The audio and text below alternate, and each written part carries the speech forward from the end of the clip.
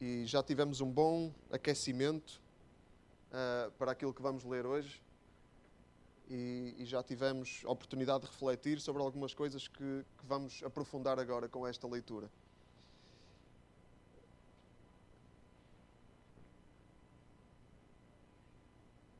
E escolhemos a carta aos Hebreus porque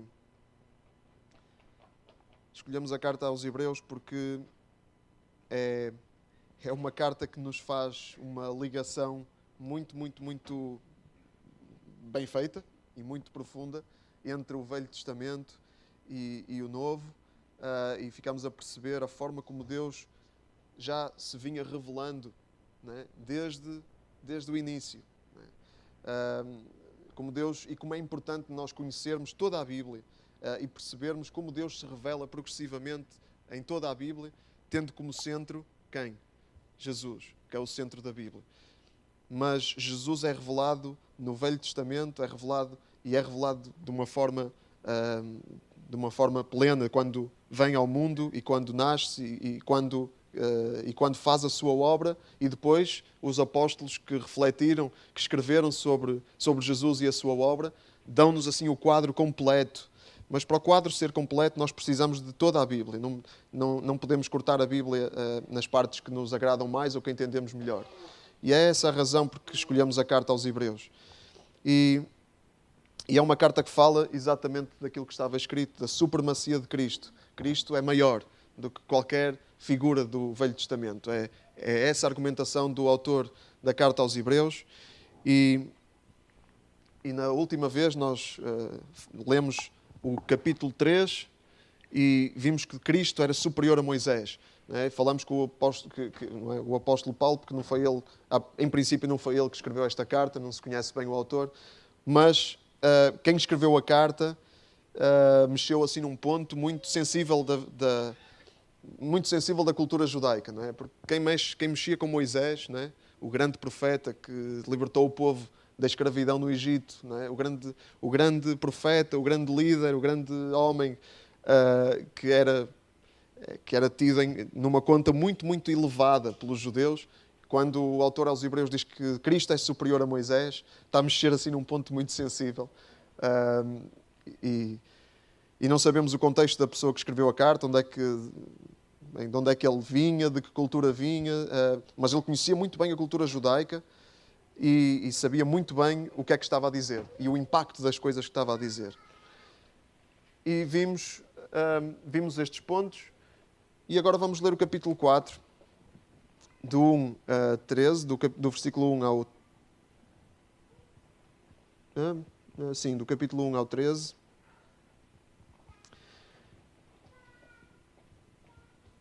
E vamos continuar a perceber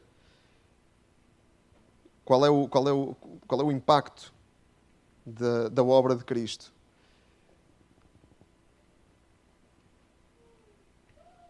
Vamos ler. Temamos, pois... Já todos abriram? Hebreus 4. Temamos, pois, que porventura, deixada a promessa de entrar no seu repouso, pareça que algum de vós fique para trás. Desculpem, vamos ler um bocadinho atrás, em Hebreus, no capítulo 3. Vamos ler só aqui...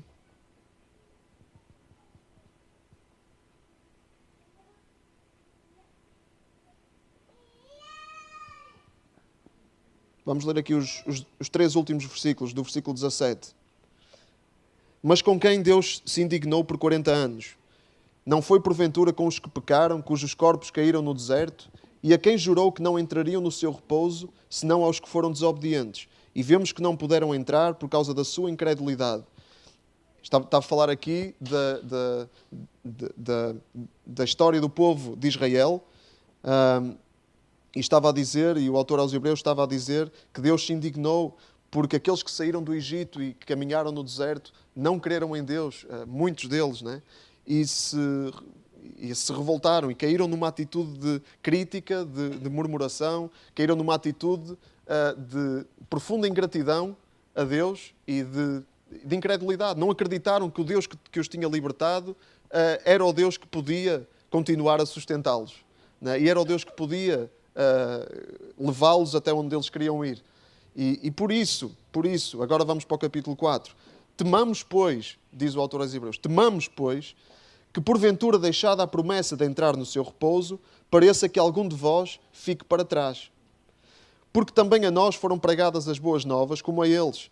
Mas a palavra da pregação nada lhes aproveitou, porquanto não estava misturada com a fé naqueles que a ouviram.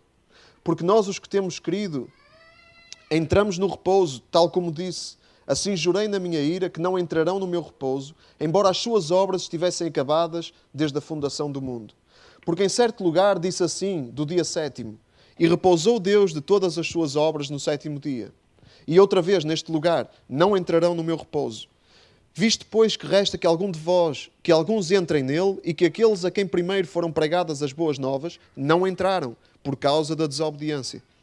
Designa novamente um certo dia, hoje, dizendo por David, muito tempo depois, como está dito, hoje, se ouvirdes a sua voz, não endureçais os vossos corações. Porque se Josué lhes houvesse dado repouso, não falaria, depois disso, de outro dia. Portanto, resta ainda um repouso para o povo de Deus. Porque aquele que entrou no seu repouso, ele próprio repousou das suas obras, como Deus das suas. Procuremos, pois, entrar naquele repouso, para que ninguém caia no mesmo exemplo da desobediência. Porque a palavra de Deus é viva e eficaz, e mais penetrante do que espada alguma de 2 gumes, e penetra até a divisão da alma e do espírito, e das juntas e medulas, e é apta para discernir os pensamentos e intenções do coração. E não há criatura alguma encoberta diante dele. Antes, todas as coisas estão nuas e patentes aos olhos daquele com quem temos de tratar. A primeira coisa que queria chamar a vossa atenção, para a qual eu queria chamar a vossa atenção, é esta primeira palavra. Qual é a primeira palavra do capítulo 4? Temamos, pois. Temamos porquê? O autor aos Hebreus estava a falar dos que caíram no deserto, dos que não entraram na terra prometida porque não confiaram em Deus, foram incrédulos. E em vez de confiarem no Deus que os tinha libertado, confiarem que esse Deus conseguia terminar o processo, era poderoso para terminar o processo, em vez de confiarem que o mesmo Deus que tinha aberto o Mar Vermelho os podia levar até onde Ele quisesse, em vez de confiarem nisso, não. Arrependeram-se de ter saído do Egito, até. Arrependeram-se de ter deixado o conforto da escravidão. E revoltaram-se contra a pessoa que Deus tinha usado para os ajudar, Moisés. Revoltaram-se contra Moisés. E por causa disso andaram... E não confiaram que Deus os conseguia levar a vencer os povos que estavam estabelecidos na terra prometida, na terra de Canaã. Não confiaram nisso e, portanto, Deus não confiam, então não entram. E andaram 40 anos às voltas no deserto, até aquela geração que não tinham confiado morrer, e depois a outra geração entrou na terra prometida. Vimos disto, e o autor aos Hebreus diz, temamos, pois. Porque estas palavras... Olha, temer, neste contexto, não significa, temamos, pois, não significa vamos andar aterrorizados. Não significa vamos viver cheios de medo, vamos viver oprimidos. Não é isso. O que o autor aos Hebreus está a dizer aqui é cuidado. Cuidado, vamos vigiar. É uma expressão portuguesa. Eu escolhi uma expressão portuguesa para não pôr aqui a palavra temer, para não nos induzir em erro. Nós temos uma história de pensar em Deus como alguém que nos quer meter medo. Deus não nos quer meter medo. Deus quer nos levar até onde Ele deseja levar-nos. E diz a palavra de Deus que o propósito de Deus para a nossa vida é bom. Não é? Deus é bom, não significa que a vida vai ser muito agradável ou que vamos só ter... que vai ser um mar de rosas, não quer dizer isso, mas o propósito de Deus é bom para nós. Então a palavra que eu escolhi foi não facilitemos. Não é? Tenhamos cuidado, vigiemos. Não é? Acho que esta palavra não se usa no Brasil, facilitar, talvez vacilar ou qualquer coisa. Não vacilemos. Não é? Não vamos ser imprudentes, vamos ser prudentes, vamos ser sábios. É isto que isto significa. Então, tenho aqui 5 razões, à luz desta passagem, pelas quais nós devemos não facilitar, ter muito cuidado. No versículo 1 diz, porventura deixada a promessa de entrar no seu repouso, não facilitemos, porque, porventura deixada a promessa de entrar no seu repouso, pareça que algum de vós fique para trás. Então, o autor aos Hebreus está a avisar os seus leitores para terem cuidado, para não lhes acontecer a eles o mesmo que aconteceu aos israelitas. Não entraram por causa da incredulidade. Ele está a dizer, cuidado para vocês também, para não vos acontecer a vocês o mesmo que aconteceu a estas pessoas que ficaram pelo caminho, que morreram antes de entrar na Terra Prometida. E no versículo 2 diz: também a nós foram pregadas as boas novas, como a eles. Mas a palavra da pregação nada lhes aproveitou. Porquê? Porque não estava misturada com a fé naqueles que ouviram. Então, os israelitas ouviram a pregação de Moisés no deserto. Eles ouviram a voz de Deus por intermédio de Moisés anunciar libertação. Eles ouviram. Só que o problema é que a fé não estava misturada com aquilo que eles ouviram. E por não terem fé, ficaram para trás. Então, e não entraram naquilo que o autor aos Hebreus chama o repouso. Deixada a promessa de entrar no seu repouso, parece que algum de vós fique para trás. Então os israelitas ouviram a pregação, mas a pregação não estava misturada com fé. O que é que faz a diferença aqui? É a fé. Não é? Mas nós também falamos que o Velho Testamento são sombras que nos anunciam, que nos apontam para coisas do Novo Testamento, para elementos do Novo Testamento. E o Egito? Então vamos aqui por partes. O Egito, o que é que simboliza? De que é que o Egito é uma sombra? O Egito é uma sombra de quê? Alguém quer arriscar? O Egito é uma sombra de quê? É uma sombra das trevas, é uma sombra da escravidão, é uma sombra da nossa condição espiritual quando não temos Deus. Vivemos escravos de nós próprios, como estávamos a falar. Somos escravos dos nossos próprios desejos. Só fazemos aquilo que as nossas emoções mandam, que os nossos desejos mandam. Ou que as nossas ideias mandam. E que são ideias às vezes completamente erradas. Não é? O Egito é uma sombra disso. Uma sombra da nossa condição espiritual. Sem Deus, sem Cristo. Quem é que liberta? Moisés é uma sombra de quem? De Cristo. Quem é que nos liberta dessa condição? É Jesus Cristo, como nós já vimos. E a libertação do Egito, então, é uma sombra de quê? A libertação do Egito, do povo de Israel, é uma sombra de quê para nós hoje? É uma sombra da libertação do pecado, da salvação. É uma sombra da salvação. Não é? Moisés é uma sombra de Cristo, o Egito é uma sombra da nossa condição espiritual sem Deus e a libertação do Egito é uma sombra da nossa salvação que Cristo nos traz. Muito mais profunda do que deixarmos de ser escravos em termos práticos. Não é? Nós às vezes dizemos, porque às vezes temos empregos muito difíceis, não é? E dizemos, eu sou um escravo lá. Não é? Não se compara com a escravidão que o povo de Israel sofreu, né? Mas Deus quer nos libertar de um tipo de escravidão muito mais profundo do que esse. Né? Quer nos libertar de um tipo de escravidão espiritual. A nossa escravidão a nós próprios. E Cristo faz isso. Então, e é a fé que nos traz descanso. Esta fé é que nos faz entrar no repouso. Qual é a chave nisto tudo? A chave é a obra de Cristo. Nós temos acesso à obra de Cristo por intermédio de quê? Da fé. É colocar a nossa confiança nisso que nos dá, que nos dá posse, que nos dá acesso a isso. É a graça de Deus que nos permite ter fé para nós podermos ter acesso a isso. Então Deus quer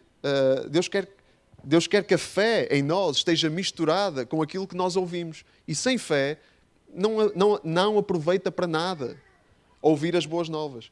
Os israelitas ouviram a pregação de Moisés. A pregação de Moisés, entre aspas, a libertação que Moisés anunciou, é uma sombra de que é hoje? É uma sombra da pregação do Evangelho. Mas o que é que adianta pregar o Evangelho se não há fé no coração de quem ouve? Nada, porque é a fé que faz a diferença. Quando não há fé, não há descanso.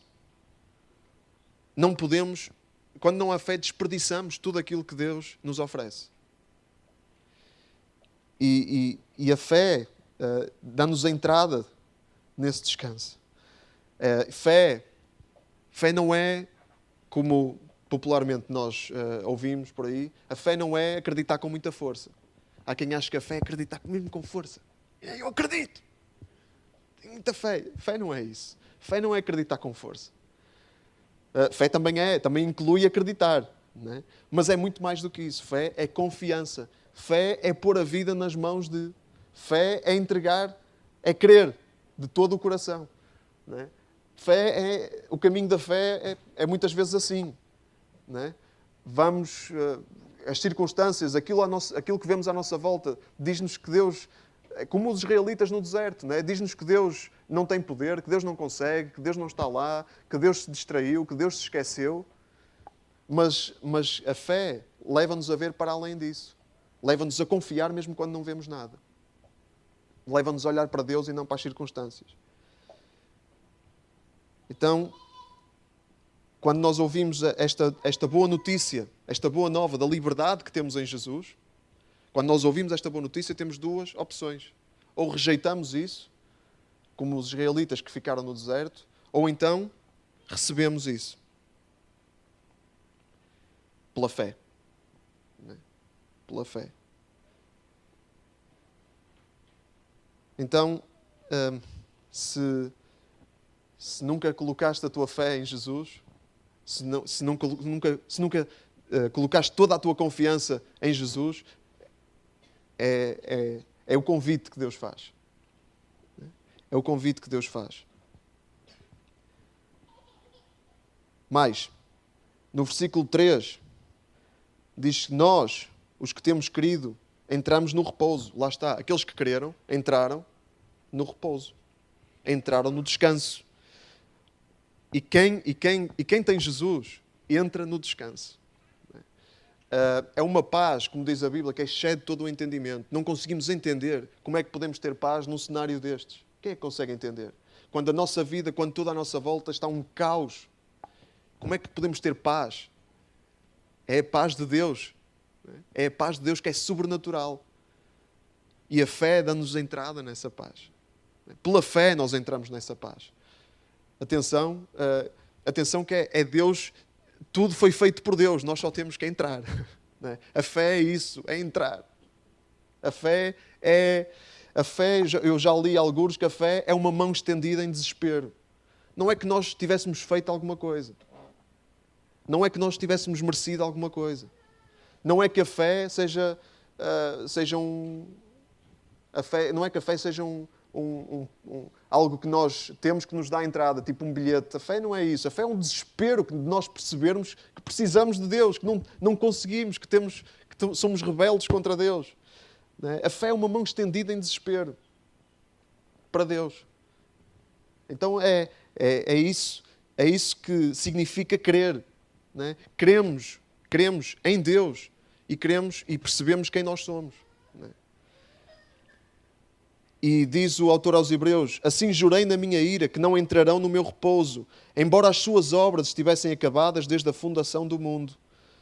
Porque em certo lugar disse assim do dia sétimo: repousou Deus de todas as suas obras no sétimo dia. E outra vez, não entrarão no meu repouso, visto depois que resta que alguns entrem nele, e que aqueles a quem primeiro foram pregadas as boas novas não entraram por causa da desobediência.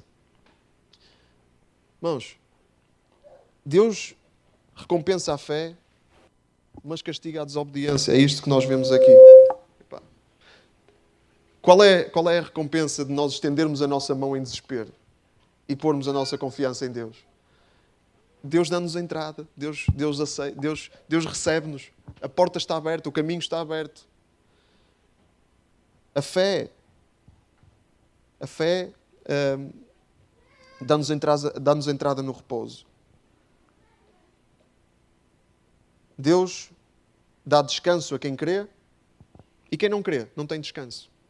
E não é esta a nossa experiência na vida. Não é? Quando nós cremos em Deus, nós sabemos que há alguém muito maior do que nós. Sabemos que há alguém que pode aquilo que nós não podemos.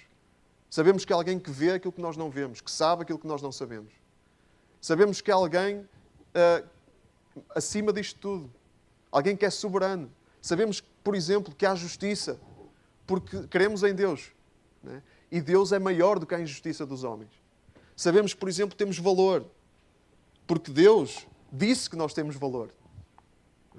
E não temos que andar à procura de valor em coisas que nos vão frustrar. Né?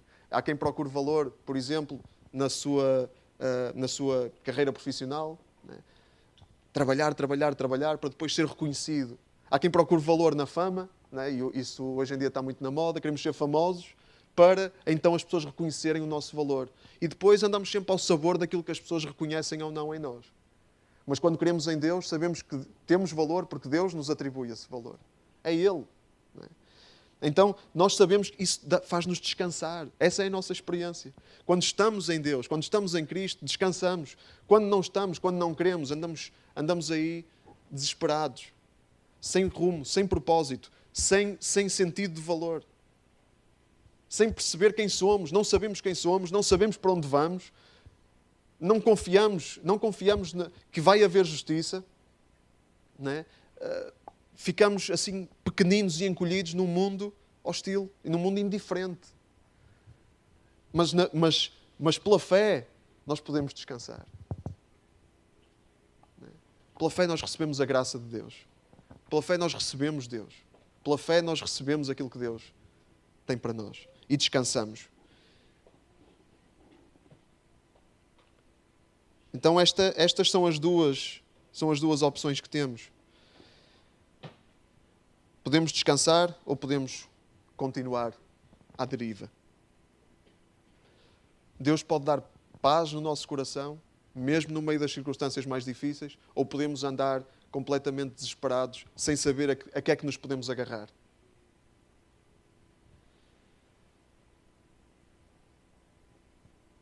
Diz no versículo 4 que Deus, fala o autor aos Hebreus do dia 7º, que Deus repousou depois de todas as suas obras. Fala da criação de Deus, que Deus, ao fim de ter criado todas as coisas, descansou no dia 7º. Deus deu esse modelo, né? Deus deu esse modelo de descanso. E qual é? Quando nós entramos no descanso de Deus, e nós entramos num caminho de obediência. Deus preparou o mundo para o descanso do homem.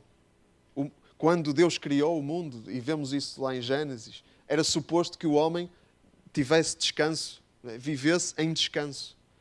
E não que vivesse desesperado. Né? Era a ideia de Deus. Né? Isso foi aquilo que Deus disse. Né? Deus criou o jardim para Adão e Eva andarem no jardim e terem descanso.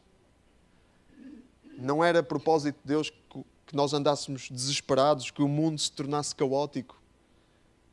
Não era essa a ideia de Deus. Embora Deus, que sabe todas as coisas, soubesse o que ia acontecer. Não é? E embora Deus já tivesse preparado a resposta para esse caos, a resposta é Cristo.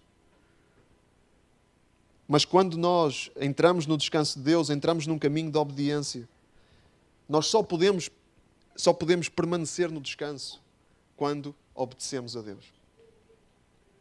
Se nós fazemos as coisas à nossa maneira, nós podemos ter Cristo na nossa vida, mas vamos viver como se não o tivéssemos. Vamos viver completamente à deriva. E não é suposto que seja assim. Qual é o fim da obediência? O fim da obediência é exatamente esse. É o descanso. Não é? É o descanso num jardim, que já não é um jardim literal, não é? Não vamos passar a vida num jardim, não é? Mas é um jardim interior, digamos assim. Não é? Deus dá paz às nossas almas e confiança. E depois podemos andar no meio do caos, mas andando neste jardim que é Deus que cria para nós. É o repouso de Deus. É o descanso de Deus. Sabemos que este descanso de Deus, primeiro foi o jardim do Éden, quando Deus criou o homem e a mulher. Depois foi a terra prometida, quando o povo de Israel entrou na terra prometida. Tudo isto são sombras. Isto aponta para quê? Estas sombras são sombras de quê? São sombras do descanso que há em Cristo.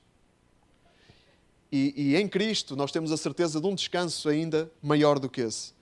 Mas antes de falarmos desse descanso, vamos falar do fim da desobediência.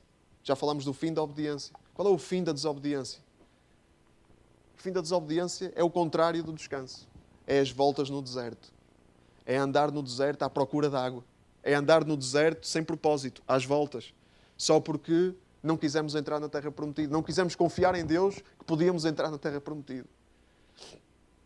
Estão a ver as sombras? Andamos às voltas no deserto. E os israelitas morreram no deserto. Aquela geração morreu no deserto. E nós? Vamos morrer no deserto ou vamos receber aquilo que Deus nos oferece, o seu descanso, pela fé? Vamos confiar em Deus pela fé que podemos entrar nesse descanso? Que caminho é que vamos escolher? Qual é o caminho que vamos escolher? O caminho do descanso, da obediência, ou o caminho do desespero e da desorientação, que é o caminho da desobediência? O que é que vamos escolher? Vamos abrir a nossa Bíblia em Deuteronômio. Vamos a Deuteronômio. É o 5º livro da Bíblia. Quando, depois de 40 anos no deserto, o povo de Israel estava a preparar para entrar na terra prometida. E Moisés tem que falar àquela geração, era uma geração nova, tem que lembrar àquela geração do que estava em jogo. E nós também temos que nos lembrar do que é que está em jogo. Vamos ler Deuteronômio, capítulo 30, do versículo 15 a 20.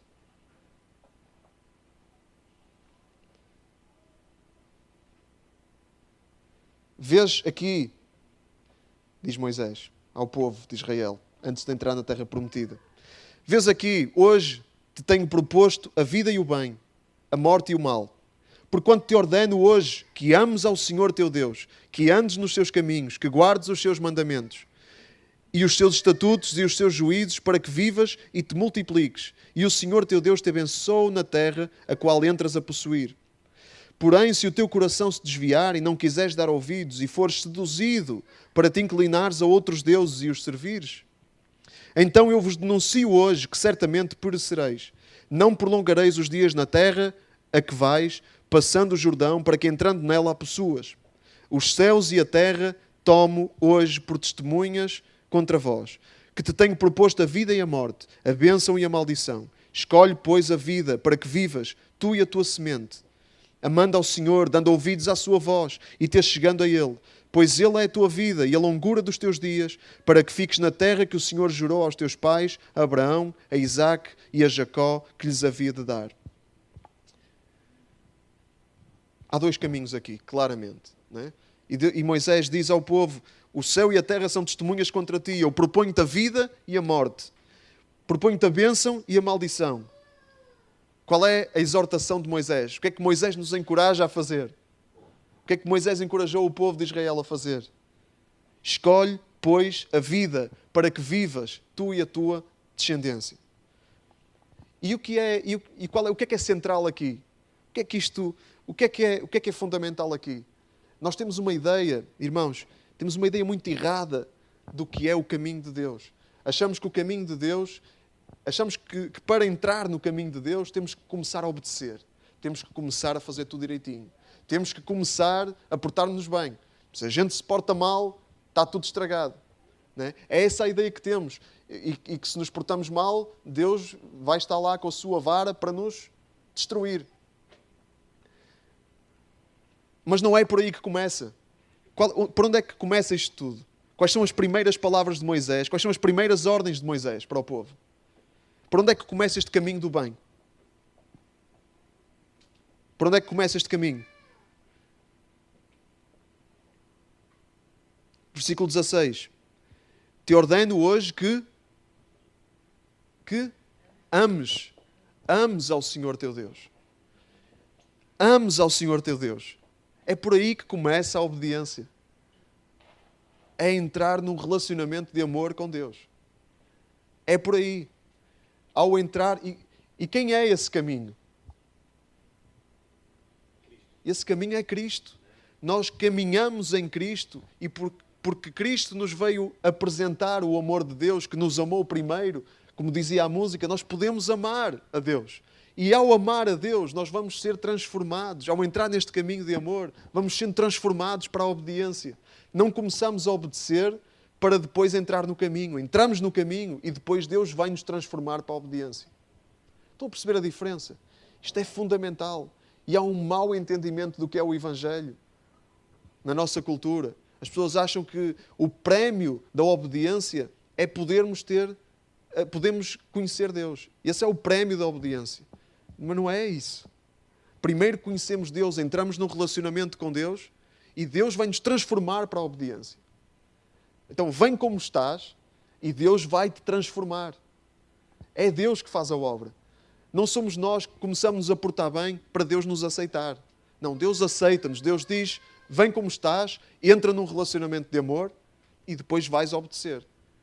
Como diz aqui, e é suposto que a obediência aconteça no contexto do amor. E é isso que está aqui escrito também. Não é? Andes nos seus caminhos, guardes os seus mandamentos, os seus estatutos, os seus juízos. Não é? É preciso, sim, obedecer, mas é o amor de Deus que nos transforma para a obediência. É o poder de Deus que nos transforma para a obediência. O poder de Deus transforma os nossos desejos para nós desejarmos obedecer. E mesmo quando na nossa carne nós não desejamos obedecer, Deus capacita-nos para nós percebermos que é melhor obedecer. E temos que lutar contra aquilo que em nós deseja desobedecer a Deus. Então, estes caminhos, Jesus falou destes caminhos também. Jesus disse que havia dois caminhos, um caminho muito largo, um caminho muito confortável, onde anda muita gente, mas que é um caminho que leva à perdição. E é um caminho estreito, o caminho da obediência é estreito. É um caminho desconfortável. Mesmo sendo Deus a transformar-nos, a Bíblia diz que a carne luta contra o Espírito e o Espírito contra a carne para nós não fazermos aquilo que queremos. É uma luta. Mas o fim desse caminho é o repouso. O fim desse caminho é o repouso absoluto. E durante esse caminho podemos ter repouso. Quando é? E vou terminar. Não vou acabar, não vou andar à pressa, ainda tenho muito mais para dizer, mas vamos terminar depois deste ponto. Quando é? Diz aqui que há um certo dia. Há um certo dia para isso acontecer. Qual é o dia em que devemos escolher o caminho da vida? O dia é? O dia é hoje. Diz aqui no versículo 7, designa novamente um certo dia. Hoje. Era hoje, há 2000 anos, quando o autor aos Hebreus escreveu isto. Não é? E é hoje, agora, neste momento, quando lemos a palavra de Deus e recebemos esta exortação. Designa novamente um certo dia, hoje, dizendo por David, muito tempo depois, como está dito, hoje, se ouvirdes a sua voz, não endureçais os vossos corações. Foi dito por David, era hoje no tempo de Moisés, era hoje no tempo de David, era hoje no tempo que o autor aos Hebreus escreveu esta carta, e é hoje agora quando estamos a ouvir a palavra de Deus. Hoje. É hoje. David, isto está escrito no Salmo 95, se depois quiserem ler, fala exatamente disto. Não endureçais os vossos corações, como o povo de Israel endureceu. Olhemos para o exemplo do povo e não sigamos esse exemplo de desobediência. Não endureçais os vossos corações. Versículo 8. Se Josué lhes houvesse dado repouso, não falaria depois disso de outro dia. Então Josué foi o homem que Deus escolheu para liderar o povo depois de Moisés morrer. Moisés não entrou na terra prometida, mas Josué levou o povo, liderou o povo para entrar na terra prometida.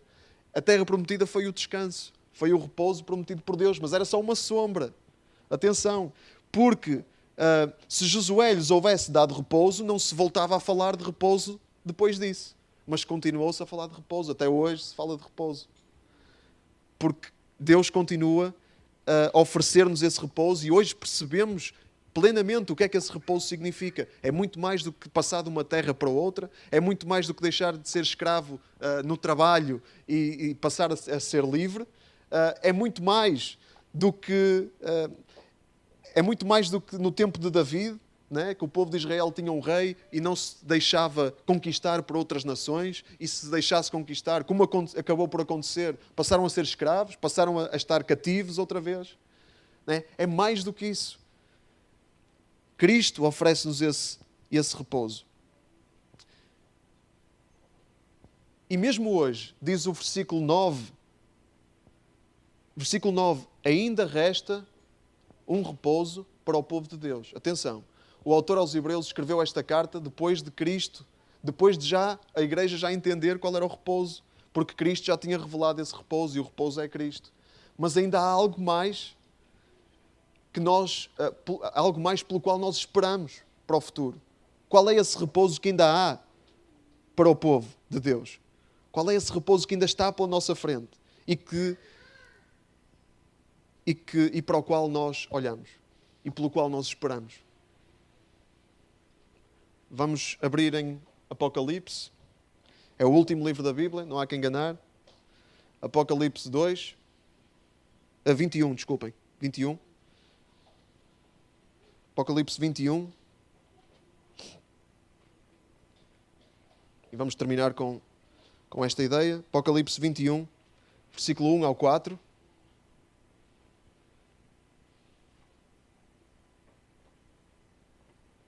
É mesmo quase no fim da Bíblia. Apocalipse 21.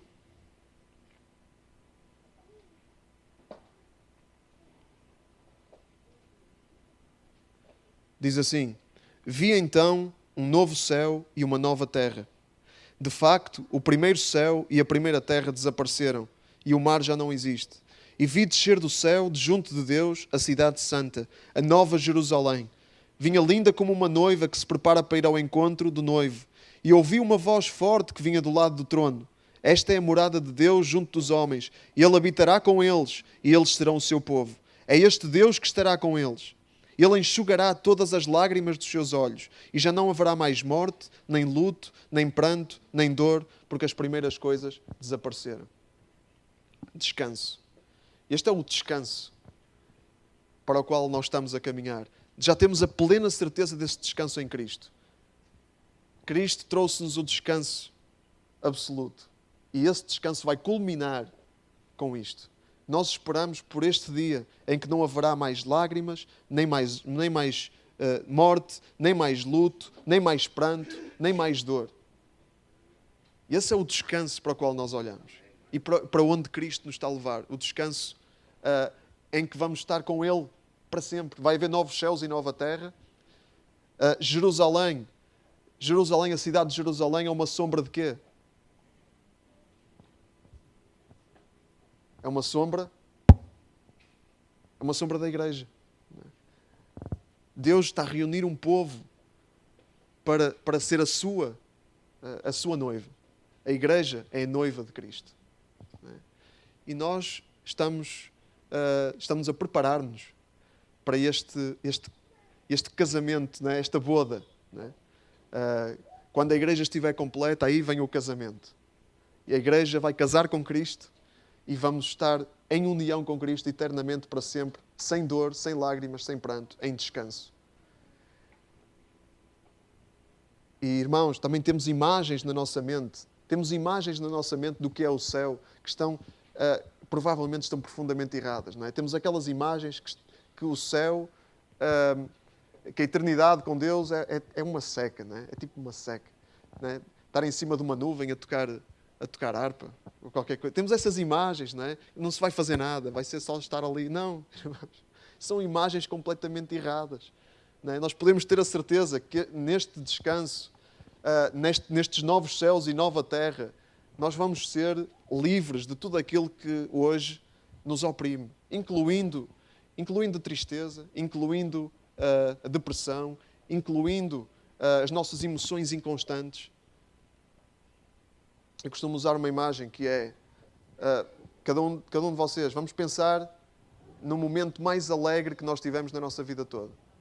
Qual foi o momento mais alegre que nós tivemos? Já pensaste no momento mais alegre que tiveste na tua vida toda? Já pensaste?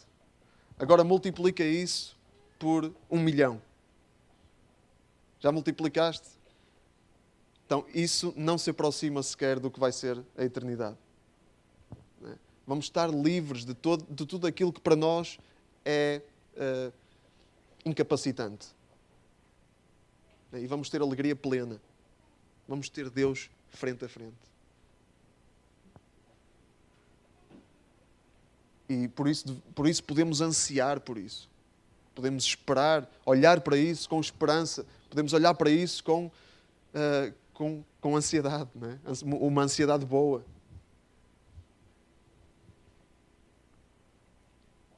Isto começa hoje. É o dia de hoje. Então, que caminho é que vamos escolher? O caminho da vida, o caminho do bem, o caminho que Deus nos oferece, o caminho da obediência, ou vamos escolher o nosso próprio caminho? O caminho do desespero, o caminho da morte, o caminho do mal.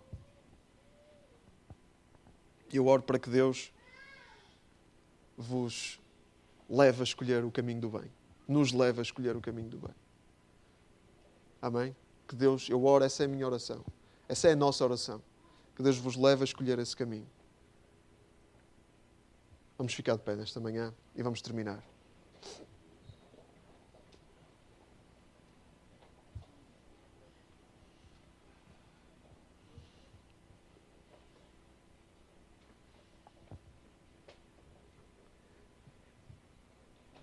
Obrigado pela tua palavra e obrigado pela tua dádiva que nos ofereces em Cristo.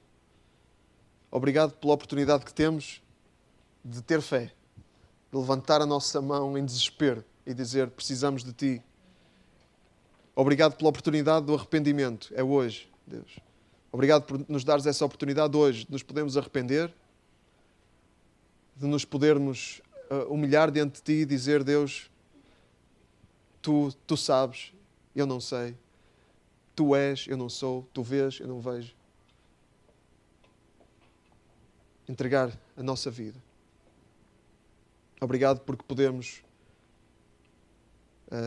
deixar que Tu faças aquilo que nós não conseguimos fazer. Podemos render a nossa vida. Deus, muito obrigado pela porta aberta que Cristo é. Obrigado pelo caminho aberto que Cristo é.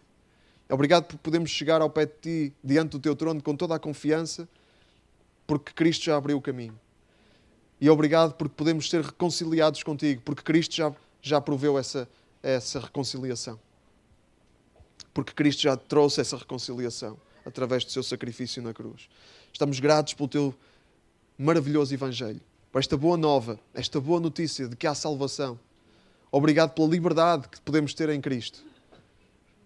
Obrigado pelas palavras de Cristo que disse: conhecereis a verdade e a verdade vos libertará.